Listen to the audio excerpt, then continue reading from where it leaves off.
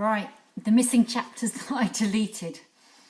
Chapter 11, life lessons. So this is when Cameron is doing his recording to Alex. So he's using his little camcorder to record for the baby. Well, here I am again. It's been a few days since I last spoke to you, and a lot has happened since then. I was going into hospital tomorrow, and I'm going to have my operation a few days after that. It's all very hush-hush. Dr. Bryce wouldn't even let Mum and Dad tell Nan what's about to happen. I've already had tests, and yet more tests, and had more blood taken from my arms than I knew I had. And there are more tests to come. So wish me luck. But that's not all. I finally thought of a name for you.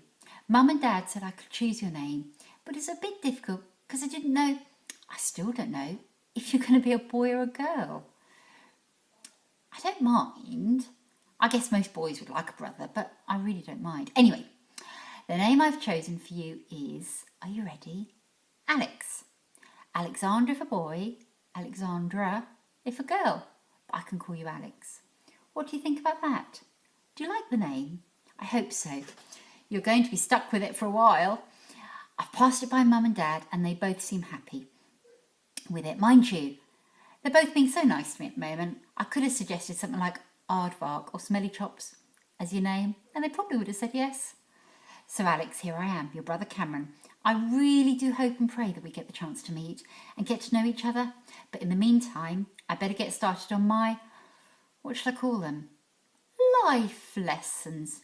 Yeah, that's a good phrase. Life lessons. Today's life lesson is about parents. I will be revisiting the topic on a number of occasions, no doubt. That was my newsreader voice. Anyway, back to parents, or to be more specific, our parents. Michael and Catherine Kelsey. What can I say about them? They're not getting on too well at the moment. They are trying for my sake, but it's like they're papering over a wall with bumpy and lumpy bits and lots of holes in it. They keep trying to get me to admire the wallpaper, but I can't when I really know what's behind it. You see, the wall spoils the wallpaper, but they don't understand that. Does that make sense? I'm not getting too flowery, am I? What I'm trying to say is that they are trying to pretend that everything between them is fine, but my eyes work. I can see for myself they're lying, and I wish they wouldn't.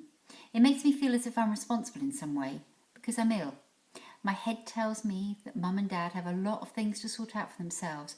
They have nothing to do with me, but the gnawing in the pit of my stomach each time they argue makes me want to run away, hide, curl up in a ball on my bed, or do something, anything, to get away from them.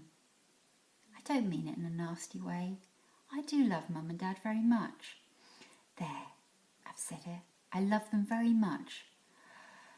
But they are such hard work. Dad wrote to Dr. Bryce, the man who's going to give me a new heart, and he didn't tell Mum. You can guess how that went down. But then Mum had a bombshell of her own. She was pregnant with you. And Dad and I only got to find out because Mum didn't want the X-ray machine to damage you. I can still see Dad's face when Mum said she was pregnant. He looked so hurt, so unhappy. I wish I'd been a fly on the wall in their room last night. Since then, they've been very polite to each other, but they're not behaving like my Mum and Dad anymore. They're very tippy-toe careful around each other.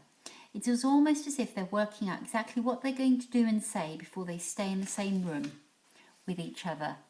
That's another reason I'm desperate for this operation to work. If it doesn't, I'm not sure Mum and Dad will be together when you're born.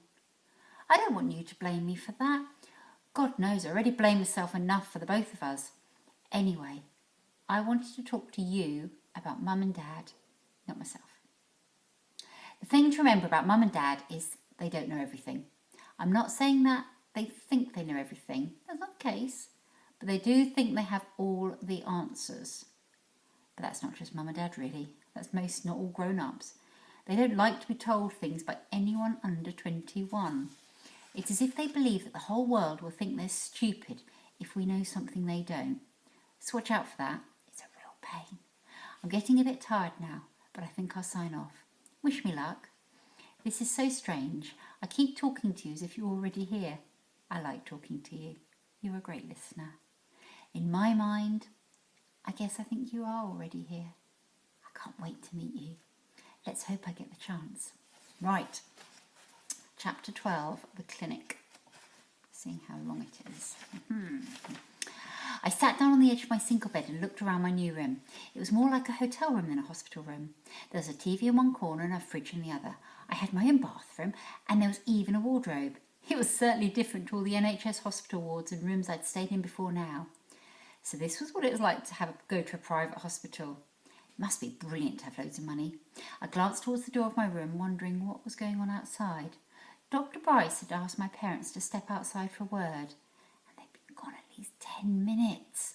Part of me couldn't help resenting the fact that the doctor was talking about me, but not with me.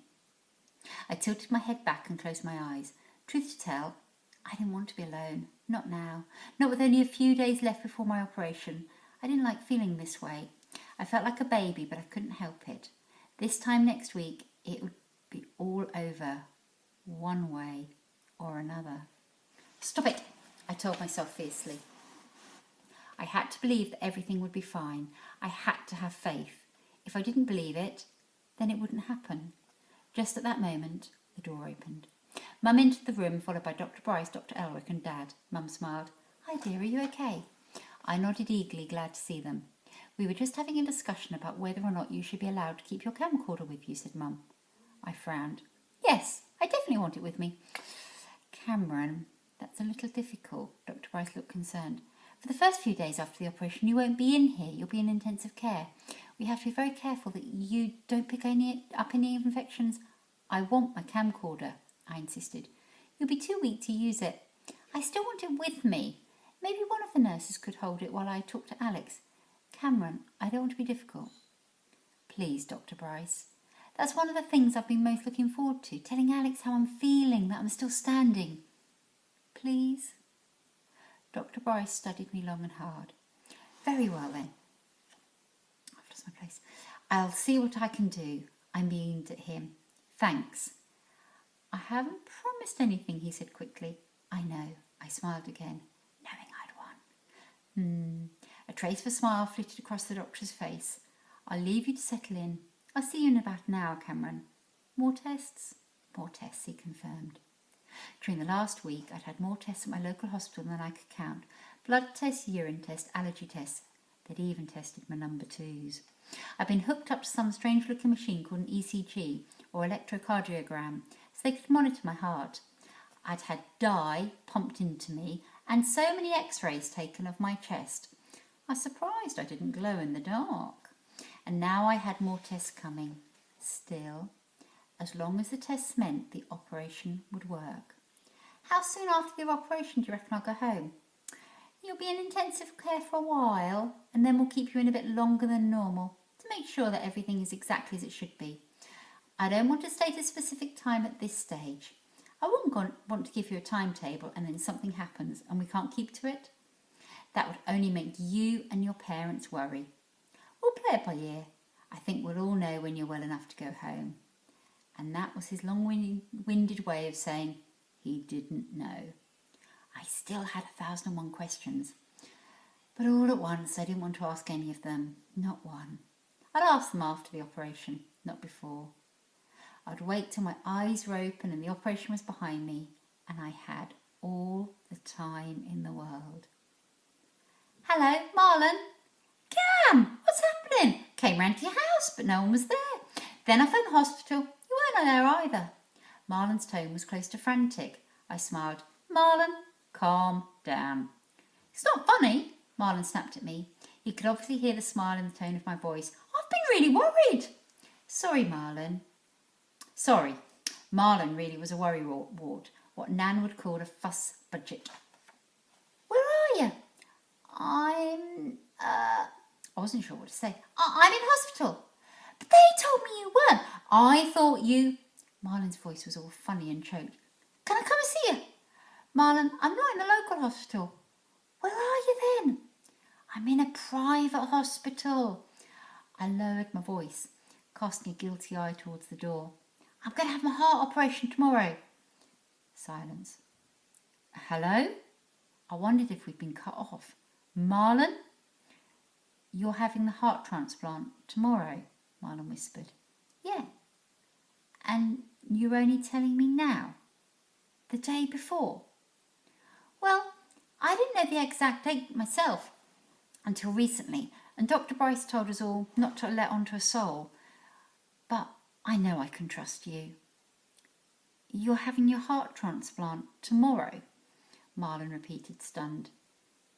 Yeah, weird, isn't it? Did they find a human donor? No. So this is going to be from a pig? Marlon's voice was getting quieter and quieter. That's right. Silence. Marlon, stop fading out on me, I said testily. Aren't you a bit scared? A little bit anxious. I shrugged. But it's simple. I have to choose between living and dying, and I choose to live. Besides, I know it's going to work. This time next week, I'll be fine and fighting fit. You're not going to change your mind? Of course not, I scoffed. What kind of question is that? But what if it doesn't work? Marlon asked unhappily. It'll work. And even if it doesn't, at least I will have tried. If I had to do it all over again, I'd do the same tomorrow. You would? In a hot New York second, I smiled. So wish me luck. Good luck. A strange silence echoed between us. I thought Marlon would find more to say, but I was mistaken.